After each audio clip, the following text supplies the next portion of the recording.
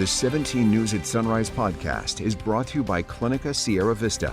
Welcome back to the 17 News at Sunrise podcast, where we share your news on your schedule. Working in the spirit of the Golden Empire, this is 17 News at Sunrise. Good morning, everyone. Thanks for waking up with us. I'm Maddie Jansen alongside Alex Fisher, and we begin now with a deadly crash on Highway 99 last night. It happened on the southbound side underneath the Panama Lane overpass. According to the CHP traffic incident information page, a pedestrian was hit in the bypass lane around 8:30 p.m.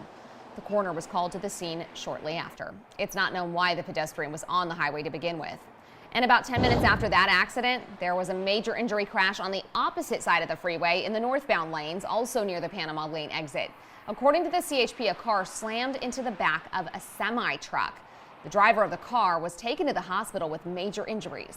Today, we are learning more about a shakeup on the Kern County Sheriff's Community Advisory Council.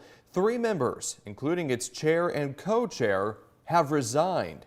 17 News obtained a letter written by Council Chair Dr. Arlena Waller, addressed to Sheriff Donna Youngblood. It says Waller, along with co-chair Dr. Tiara King and Dr. Susan Lawal, issued their immediate resignations from the council. In the letter, Waller writes the 3 resigning members had reached an impasse in their ability to implement changes the advisory board was established to make. We are not aligned with the requirements or wishes of a very vocal subsection of the CAC. That's according to Waller in the letter. The letter also stated a meeting showed the council was missing the mark in making change and that the council's original mission was being subverted by politics and bureaucracy. The group was formed in 2020 to close a gap in trust between the community and the sheriff's office. The group's vision, according to its website, is to strengthen communication, generate mutual trust, and promote understanding for a more cohesive and safer Kern County. 5:05 is your time now. In your crime watch this morning, Bakersfield police have arrested a man they say sexually assaulted a woman who was exercising in Northeast Bakersfield yesterday morning.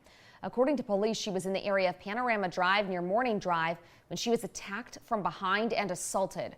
A witness followed the suspect and notified police. A short time later, officers arrested 23-year-old Anton Hill of Bakersfield.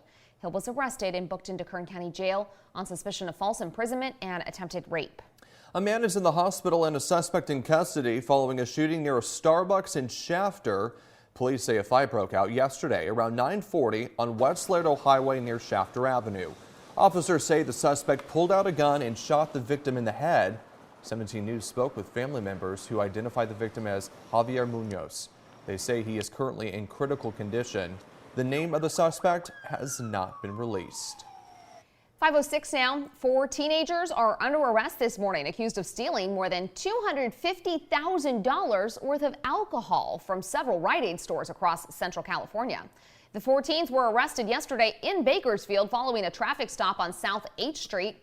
During that stop, the CHP's Organized Retail Crime Task Force says it recovered more than $7,000 worth of alcohol stolen from Rite Aid locations in Shafter and Delano. Investigators say the teens who were taken into custody are from Riverside and Hemet. And just 2 months into the new year, there have been 3 inmate deaths at Kern County jail facilities. The sheriff's office has released few details on the deaths of a 24-year-old inmate and 2 other inmates, both 42 years old, who died while in custody. 2 of the deaths occurred within the last week. When we asked for details on how the inmates died, KCSO directed us to what's being called a transparency portal on their website. That portal provides very little information, only showing that the causes of death for all 3 men are pending. Previously, KCSO would release statements providing details of the events leading up to an inmate's death. We're learning more about Kern High School District policies after a local teacher went on social media and even gave an interview to the New York Times saying she doesn't inform parents when students come to her for help with social gender transitions at school. 17's Michaela Armstrong has more. At a meeting, Kern High School District Board President Brian Beatty said this. Parents are in the best position to counsel their children. But a spokesperson at KHSD says its policy states any district employee, when a student expresses concern over their gender identity, is to refer the student to a school site counselor or administrator, and that the district encourages all students to communicate with their parents, but maintains student confidentiality when requested by the student. What is now the center of controversy at the school district began as a TikTok from Del Oro teacher Olivia Garrison, sharing she helps students change their gender identity without their parents' knowledge. Now Garrison is receiving death threats, and Del Oro would not speak to us about whether Garrison still works at the school. Some students are taking that hard, like Zeus Olson, who says Garrison was there for her at a point in time. They gave me support when I was in a low place. They are an incredible person. But the hundreds who came to the meeting showed up furious, calling for Garrison's resignation. They should be there to teach what they got their degrees in. And students themselves offering their support. I had come out to my mom and she was supportive, but my gender identity was never taken seriously. School is my safe place. This isn't happening only at KHSD, but is an ongoing issue around the state. A mom filed a lawsuit last month against the Chico Unified School District, claiming a school transitioned a student's gender identity behind her back. The lawsuit claims the district has a parental secrecy policy, meaning the district will socially transition the student who expresses they want to live as a different gender, and it will keep social interactions secret from parents unless the student allows the school to inform the parents. There are state laws that address this issue as well, including Education Code Section 49060, requiring schools to keep student records private, stating that private information such as transgender status or gender identity falls within this code requirement and should not be released. Michaela Armstrong, 17 News. We have breaking news this morning, and while the death toll from the massive earthquake in Turkey and Syria has climbed to over 21,000 people, early this morning a sign of hope as more survivors were pulled from the rubble. And at one of those operations, officials say 6 people were pulled from the rubble alive 4 days after the earthquake. Rescue workers say the people were trapped under crushed concrete for more than 100 hours. But time is running out to find more survivors, especially as freezing winter conditions move into the area. Crews have already pulled 21,000 bodies from the destruction. Canine members of our U.S. aid response team are using their noses to search for signs of life at the quake site. Just a moment ago, you saw a live picture of a canine going through the rubble and trying to find survivors. Those canines, their sense of smell is 100,000 times more powerful than a human's, making them vital in identifying potential rescue opportunities. We are trained in just this, heavy rescue, where we have all the equipment, technology, tools to get through that reinforced concrete, and have the special listening tools and video cameras and all the things that we can do to get in and out and up through that rubble safely. So that was Captain Sheila Burkaw with the Los Angeles County Fire Department, and rescue teams from California arrived in Turkey yesterday. More than 70 countries are offering supplies and deploying rescue crews. An update now on a Bakersfield resident who lost 11 relatives in Turkey's earthquake. Mervin Ergen set out Tuesday to try and reach his hometown of Antakya, which is among the cities most devastated by the earthquake. On Wednesday, he finally reached Istanbul, Turkey's largest city, which was in chaos, he says. Flights south were canceled because of damage. Ergen embarked on the remaining 1,100 miles by bus and then on foot and then in a stranger's car. After checking on 2 sisters in Iskenderun, he finally reached Antakya yesterday, only to find that a 12th relative and aunt had also been killed.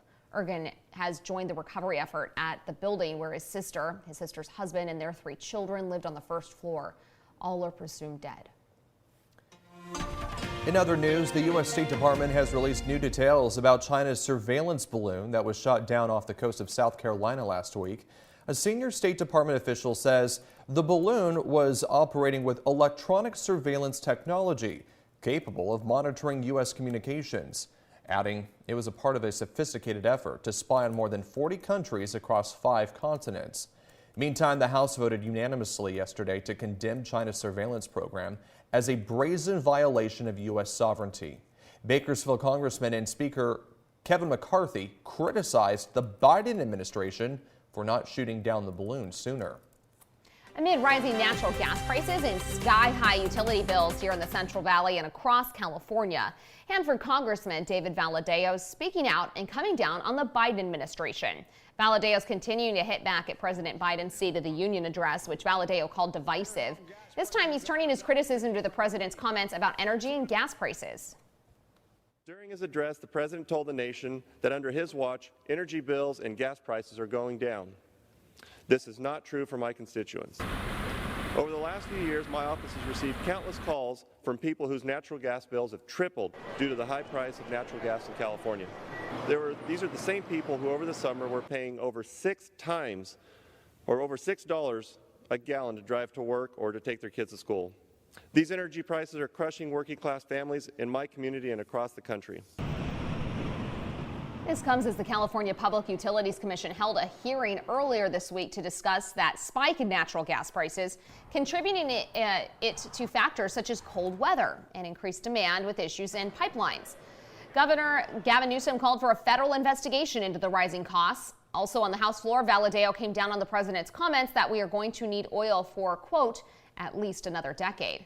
The Valadao saying we should be developing other sources of energy but cannot abandon oil. The 17 News at Sunrise podcast is a production of KGET and Nexstar Media Group. For more on all of the headlines in today's show, head to kget.com.